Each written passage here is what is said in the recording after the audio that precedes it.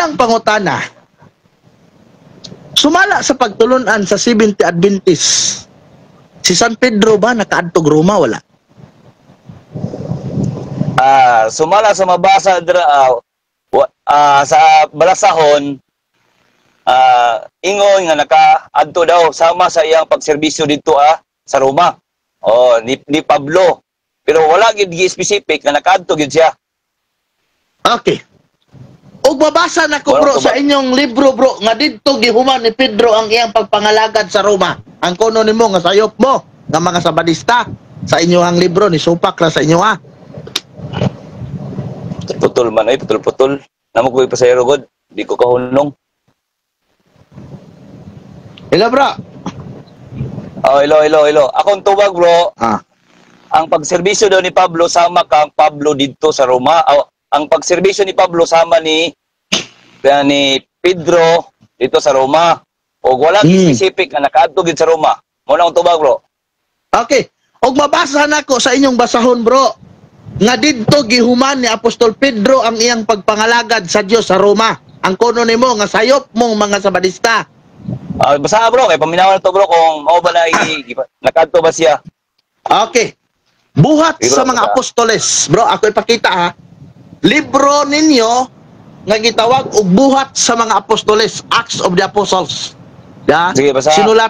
Sinulat ni Ellen G. White sa page 458. Ingon din diha sa tagna sa Dios. Baton pa diha sa tagna sa Dios, si Pedro gitugutan sa pagtapos sa iyang pagpangalagad didto sa Roma. Diin ang iyang pagkabilanggo gisugo ni Emperador Nero og susamang higayon sa katapusang pagdakop usab kang Pablo. So ako pangutana bro, kinsa may na insakto kining inyong Apostles' Creed nga ingon din si Ellen G. White nga si Pedro dito niya gitapos ang iyang pagpangalagad sa Roma o kamong magwawali sa Seventh Adventist? Okay, tubag. Ang sakto, ako ang sakto. Mali ang imong pagpanabot ngano kay way mabasa diha nga si Pedro niya to sa Roma. Ang gingon niya gitapos niya ang iyang buhat. So ang iyang buhat niya nagpadala ra siya sulat diha sa Roma. Dito sa iyang anak nga si yung anak niya nga si nakalimot ko siyang anak niya. Walay nabasa nimo diha nga niadto si sa Roma. Okay, so dili ka muuyon ini nga ningon diri si Pedro gitugutan sa pagtapos sa iyang pagpangalagad didto sa Roma. Asa gitapos ni Pedro iyang pagpangalagad? Bro, pakitubag. Okay. Nangutana ka? Utubag ko. Nangutana. Ikadwa pangutana ni. Ikadwa pangutana. Okay. Ako pangutana. Sumala sa inyong basahon. Asa gitapos ni Pedro ang iyang pagpangalagad? Tubag. Okay, tubag ko. Gitapos niya ang iyang buhat sa Roma pero wala mabasa nga niadto sa Roma. Wala, bro. Wala ko nangutanag buhat, bro. Wala ko nangutanag buhat. Ang akong gipangutana sumala sa inyong libro lang pagpangalagad. Okay. Asa gitapos ni Pedro ang iyang pagpangalagad? Dito sa Roma pero wala nabasa nga nakadto sa Roma. Okay. O halimbawa, bro, mabasa nako nga si Pedro nakaadto sa Roma, ang kuno nimo nga na makakakarog gabiona. Ansa to? O halimbawa, mabasa na po nako sa inyong basahon. Sinulat ni sa inyong presidente sa General Conference nga si Pedro nakaadto sa Roma, ang kuno nimo nga na makakakarog gabiona. Basa. Di mo ko mawon. Okay. Wala ko kabaluan na. Paglaom latas sa umalabot, sinulat siya ni Mark Finley. Kailan kang Mark Finley, bro? Okay lang ko na. Sige. Ingon diri sa page 67, ang paghinumdum ni Apostol Pedro ang uluhan. Mga tuig kadto sa AD 65, si Pedro usa ka piniriso diha sa Roma. O gihukman nga patyon ni Emperador Nero. Ako pangutana, kay matod nimo wa gyud kadto si Pedro sa Roma. Asa siya gipriso? Sumala sa imong gibasa sa Roma, pero why nabasa nga nakaadto sa Roma? Okay, bro. Ikaw pat ka pangutana, bro. Power place charging. Ikaw pat ka kaklaro tong tubag na ako, ano, katawo man ka nga, gingon dito nga, napriso siya dito, pero wala yung nabasa, nakaadto siya dito. Sige, So, sige. Sa Roma, pero wala siya nakadto. Okay. Kanang pag-ingon nga sa Roma siya na priso, pwede ba kang mapriso nga wa ka kadto dito? Pwede ba kang mapriso nga wala ka dito? Tubag daw.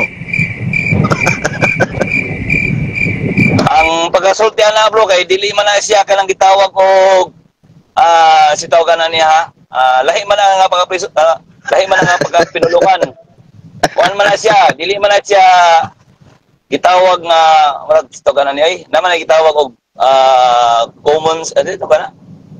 Pag sure sa niya ba? dili na ko magawas. Dili na ko magawas kung baba. Namay gitawag og present tense, past tense og lahi ganang gitawag nga past participles. So kana siya man pag ingon na preso, wala pa man di man yung mapamatuod yun nga nakaadto gyud siya to kapag gipreso.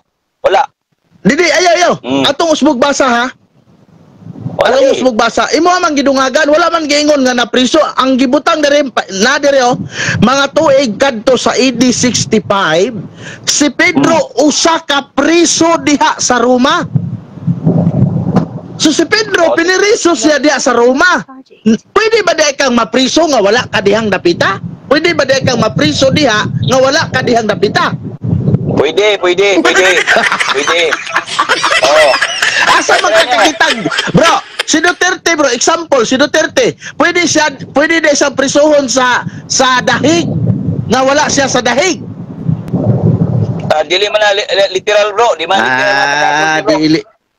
Okay ni bro, kaya ni bro. Example bro. Ako piniriso sa gugma. Unsa man sabot mo na priso gyud ka sa gugma.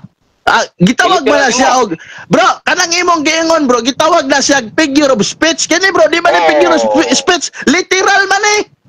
Literal literal ni bro, nigamit gani siya og kuan tuig. Nigamit siya tuig. Oy, literal ni. Lagi saysay lagi na. Saysay na siya nga si Pedro daw na piniriso diya sa Roma pero dili niyo gitawag niyo ma-analyze nga na priso gyud siya ngano wa may kana sa Roma, priso ni noon. So nahulog pwede na siya gamiton sa gitawag og tawag na niya adjective na siya o common ito ka na, common noun ito ka na o adjective. Unsa napataka ra man ka bro. Oy, unsa may kahulugan sa adjective di? Adjective gi-add siya ang word na nagapriso pero wala siya dito. Pag sure niya, naghimo-himo naman kag-imuhang kuan bro, naghimo-himo naman kag-imuhang spelling. Di tinuod man na siya bro kay wala man nagtakabasa lagi nga nakaadto sa Roma. Kana siya gisaysay lang na siya nga niya ng tuiga. Piniriso siya sa Roma pero wala giingon nakaadto siya gipiso dito. So, napriso gani siya dito sa Roma. Asa man day? Pwede ba day kang halimbawa ikaw prisuhon ka diri sa Jinsan unya, wala ka diri sa Jinsan naka sa Davao unya. Pwede day ka prisuhon diri sa Jinsan nga naman ka sa Davao. Dili lagi na siya literal bro. Dili na literal ko. Wala mo kabasa na pero sa kong pagkabaluhan na mura dili na siya literal kay kung literal pa na siya tuhan ako na. Kaliteral ani mabasa man gani. Dili ba ang ingon? Wa ko ingon literal nga mabasa. Pagsabot. Dili na literal nga pagsabot. Oh. Ikaupat na kong pangutana. Imo man gigamit tong pulong adjective. Unsa may kahulugan sa pulong adjective? Sige. Adjective add the sentence. Unsa kahulugan sa pulong adjective? Adjective idugang sa words. Idugang sa words nga imong gamit. Your power place charging. Pataka. Sama day.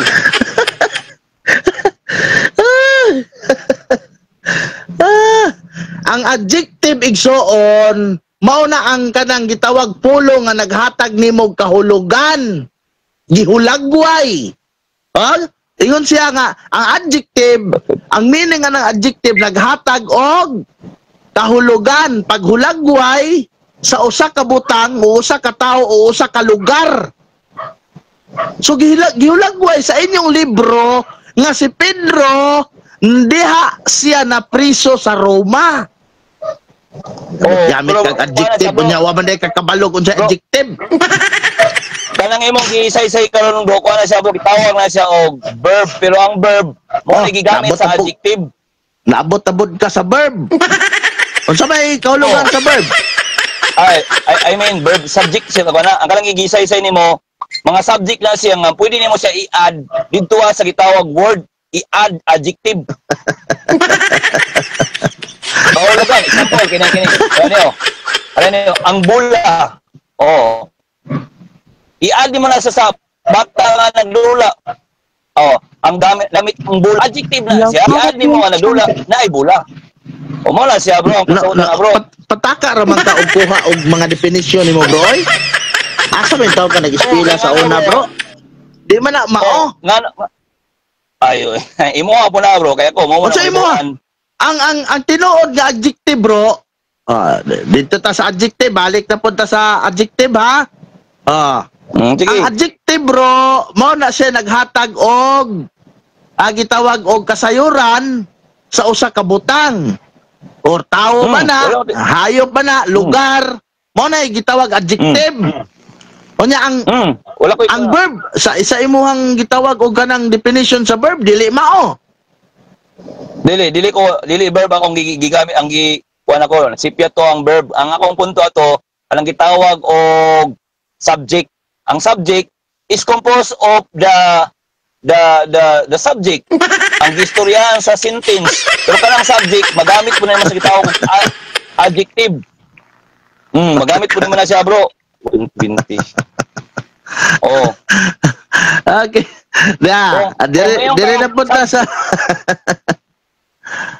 Bito bro, kung mo gamit yung kag subject, may kag subject kung kinsa ang giistoryahan. Kung may kag adjective, nag-refer na siya sa gidugang nimo sa sentence. mali So, lagi.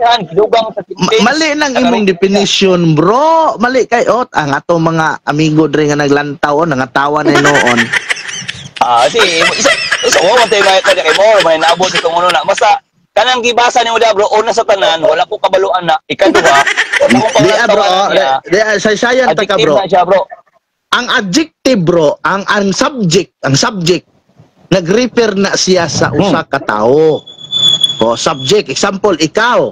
Ang verb bro, nag-refer pud na sa imuha nga nagbasa. Mo nay kahulugan sa imong gipang gamit. Ang subject ana, example, unsang adlaw si Rosales nagbasa. O mo nay gitawag og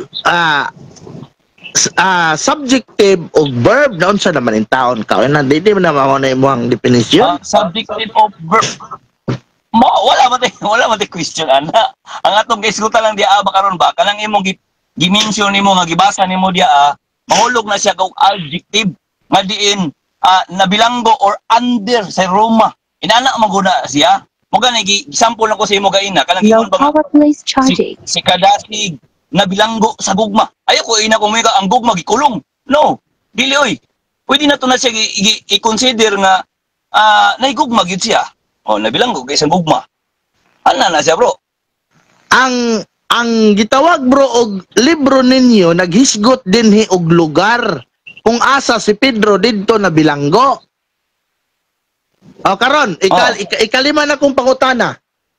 Kung si Pedro wala namatay sa Roma, doon na ba kay mabasa verbatimly kung asa si Pedro namatay? Tubag. Si Pedro na asa namatay. Si ay nani ako pangutana.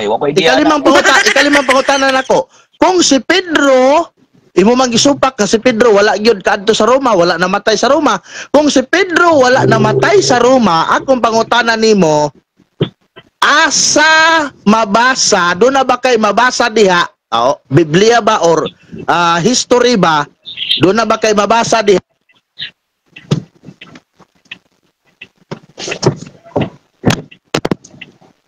Pastor. Kalong ka na. Hello, bro. Wala man ko ka, bro. Wala man ko nagstorya, bro, nga si Pedro wala namatay sa Roma. Wala man ko nag-ingon ana. Ang akong gistorya, ang atong gisgutan na to, nga si Pedro wala kaabot sa Roma.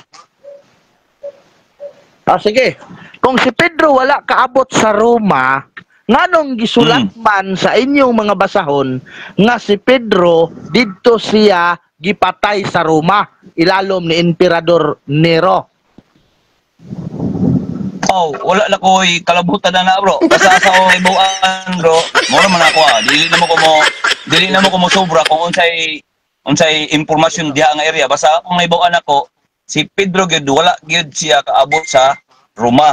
Okay. Nay niabot sa iya ha, kanang gingon dia sa Biblia nga gingon dia nga ang serbisyo naabot sa Roma, ang masulat sa Biblia, ang iyang sinulat, nagpadala siya sulat. Oh, mo na. Consider man gyapon na nga nagserbisyo siya. Ya kanang gibasa po nimo diya nga kanang gingon nga nakulong sa Roma. Wala man problema kay at pwede man to labaton nga simbolikal na under gyud sa Roma. Wala bro. Unsay simbolikal? Kani bro, kaning gitawag og The Living Bible. Gamit ko Biblia kay di magkamutuo aning imuhang libro ninyo. 1 Peter chapter 5 verse 13. Ingon sa dinhi. Ingon si Apostol Pedro. 1 Peter chapter 5 verse 13. Ingon sa Apostol Pedro dire, the church here in Rome. Pag ingon ni Apostol Pedro nga ang simbahan nga niya dinhi. So pag ingon the church here, unsa may meaning anang here? Na adre. Oh, kada pag ingon niya nga ang simbahan niya dinhi sa Roma. Kinsa man tong nisulti? Si Pedro. Kinsa tong nisulti nga the church? Dili kay ko sa bro. Kinsa tong nisulti nga the church? Tiwasag basa para may buuan na to. Kay sinulat mo na. Ayun dire. The church here in Rome. Ingon ni Apostol Pedro sa Bisaya nga ang simbahan nga ania dinhi sa Roma. So, she is your sister in the Lord.